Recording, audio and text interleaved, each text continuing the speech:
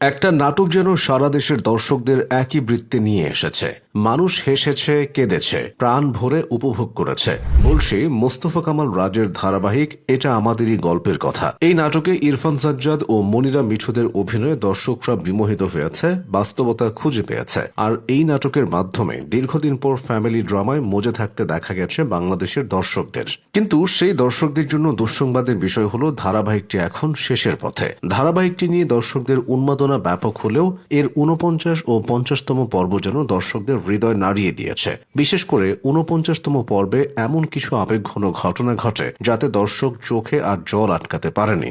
এই পর্বে সিরিয়ালটি জনপ্রিয় চরিত্র ফাহাদ তথা ইরফান সাজ্জাদ এবং সামির তথা খায়রুল বাশারের বাবার ইন্তেকাল দেখানো হয়। আবেগপ্রবণ এই দৃশ্য দিয়ে নাটকটি আরও ছড়িয়ে গেছে। দর্শকপ্রিয়তার প্রমাণ মেলে এর ভিউয়ের পরিসংখ্যানেও। এই এপিসোডটি ইউটিউবে মাত্র ৪৯ মিনিটে মিলিয়ন ছাড়ায়, আর ১ ঘন্টা ৪৯ মিনিটে রিয়েল টাইম ভিউ একটা নাটক ভিউ হয় ২ মিলিয়ন, যা একরকম অবিশ্বাস্য। এরপর পর্বটি মাত্র একদিনেই ১ কোটি ভিউ অতিক্রম করে। অন্যদিকে ৩০ এপ্রিল প্রকাশিত ৫০তম পর্বটি প্রথম ৫ ঘন্টার মধ্যেই ৪০ লাখের বেশিবার দেখা হয়। ব্যতিক্রমী এই সিরিয়ালটির নানা চরিত্র অভিনয় করেছেন কেয়া পায়েল, খায়রুল বাশার, ইরফান সাজ্জাদ, ইন্তেখাব দিনার, দীপা খন্দকার, মনির আক্তার মিঠু, নাদের চৌধুরী, শিল্পী সরকার অপু। আরও আছেন ডিকন নূর, মাহমুদুল ইসলাম মিঠু, মুকিত জাকারিয়া, MNU রাজু ও ইসরাত। জনপ্রিয়তা পাওয়ার পর থেকে এই ধারাবাহিকে অভিনয় করা প্রতিটি শিল্পী ব্যাপক প্রশংসায় ভাসছেন। পারিবারিক বন্ধন, ভালোবাসা ও সম্পর্কের টানাপোড়েন নিয়ে নির্মিত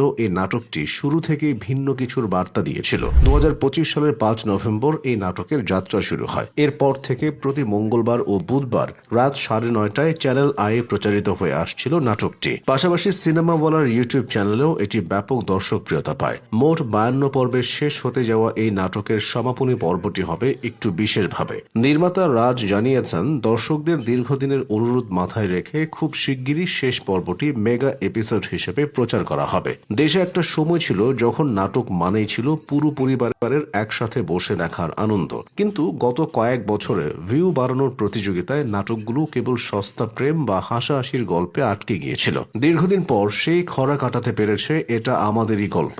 এটা যেন সেই হারানো দিনগুলো ফিরিয়ে এনেছে। এই নাটকের জনপ্রিয়তার প্রধান কারণ হলো এর স্বকীয়তা আর বাস্তবতার সাথে ঘনিষ্ঠতা। দেখে মনে হবে এই নাটকের চরিত্রগুলো কোনো কাল্পনিক জগতের নয়, বরং পাশের বাসার বা নিজের পরিবারেরই এক একজন সদস্য। ভাই বোনের খুনসুটি, বাবা মায়ের শাসন কিংবা একান্নবর্তী পরিবারের আনন্দ বেদনার গল্পগুলো নির্মাতা অত্যন্ত সহজভাবে পর্দায় তুলে ধরেছেন। দর্শকরাও নাটকের প্রতিটি ঘটনার সাথে নিজেদের জীবনের মিল খুঁজে পেয়েছেন। মনিরা মিঠুর মতো অভিনয় শিল্পীদের প্রাণবন্ত অভিনয় প্রতিটি দৃশ্যকে জীবন্ত করে তুলেছে। বর্তমানে নাটক ইন্ডাস্ট্রি এক কঠিন সময় পার করছে।